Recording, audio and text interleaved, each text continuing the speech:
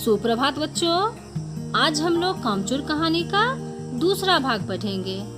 बाल सुलभ चपलता तो लड़कपन का नैसर्गिक स्वभाव भी होता है और अधिकांश बच्चे अपने बालपन का भरपूर आनंद लेने के लिए अपने दैनंदिनी कार्य से विमुख हो जाते हैं। इसमें उन्हें अलौकिक आनंद का अनुभव होता है और उसके पाल्य पिता बढ़ चढ़कर सहयोग करते हैं। इसके लिए वे अपने यहाँ हर काम के लिए अलग अलग नौकर रखते हैं। इसमें चुगताई जी की हास्य व्यंग कहानी में आगे क्या क्या घटित होता है, ये सब जानेंगे हम लोग इस कहानी के अंदर। आइए इसमें चुगताई जी की कहानी कामचोर की ओर। अब बच्चे समझ गए कि सफाई और पेड़ों को पानी देने का काम उनके बस की बात नहीं है। उन्होंने सोचा कम से कम मुर्गियां ही बंद कर दे। अतः वे शाम से ही बांस छड़ी लेकर मुर्गियों को हाँकने लगे। चल दरबे दरबे मुर्गियां इधर उधर कूदने लगी। बेचारी मुर्गियां भी डर के मारे इधर उधर भाग रही थी। एक बड़ा सा मुर्गा अम्मा के खुले पानदान में कूद पड़ा और कत्थे चूने में पंजे सान कर नानी अम्मा की सफेद चादर पर छापा मारकर चला गया। एक मुर्गी दाल की पतीली में छपाक मारकर भागी और मोरी की कीचड़ को, बच्चों यहाँ मौसा जी की जगह मौसी जी होगा, मौसी जी के मुंह पर फेंक कर गई। कोई भी मुर्गी दरबे में जाने को तैयार न थी। किसी को सूझी कि जो भेड़ें आई हुई हैं, उन्हें दाना खिला दिया जाए।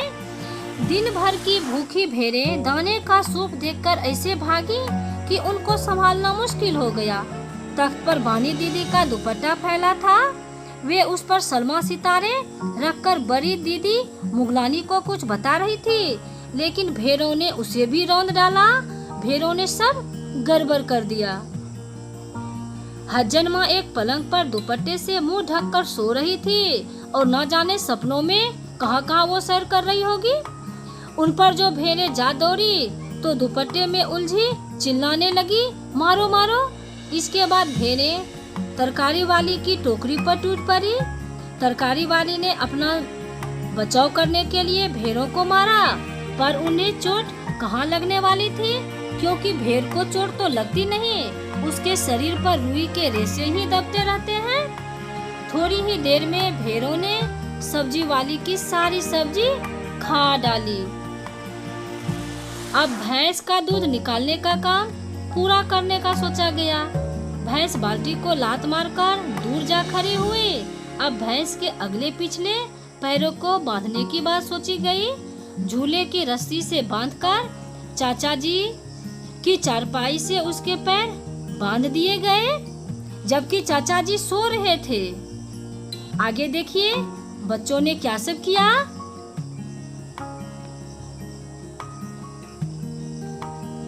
अगले पैर बांधते समय भैंस चौकन्नी हो गई और छूट कर भागी तो चाचा जी की चारपाई पानी के ड्रम से जा टकराई। फिर बछड़ा खोला गया। उसे देखकर भैंस ने अपने खुरों को ब्रेक लगा दिए।